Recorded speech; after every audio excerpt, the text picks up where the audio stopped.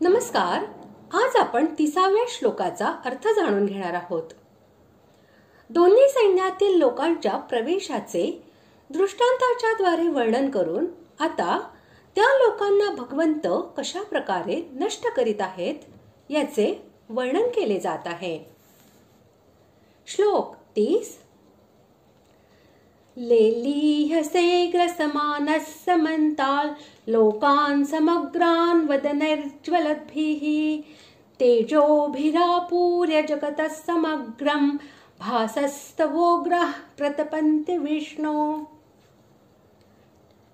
श्लोकाचा अर्थ, आपण त्या सर्व लोकांना प्रज्वलित तोंडांनी गिळत गिळत सर्व बाजूंनी वारंवार चाटत आहात.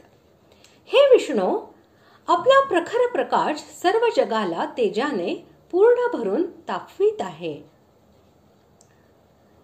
या श्लोकाचा भावार्थ असा की भगवंतांचे ते महान उग्र रूप पाहून भयभीत झालेला अर्जुन येथे त्या अत्यंत भयानक रूपाचे वर्णन करीत आहे. त्यापासून अग्नीच्या भयानक ज्वाळा निघत आहेत. तुम्ही आपल्या त्या विक्राळ मुखांनी सर्व लोकांना गिळून टाकत आहात. इतके असूनही अतृप्त भावनेने तुम्ही वारंवार आपली जीभ लवलवत आहात.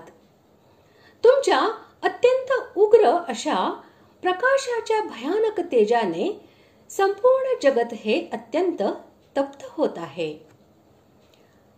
अशा प्रकारे आज आपण 30व्या श्लोकाचा अर्थ जाणून घेतला. पुढील भागात आपण 31व्या श्लोकाचा अर्थ जाणून घेणार आहोत. धन्यवाद.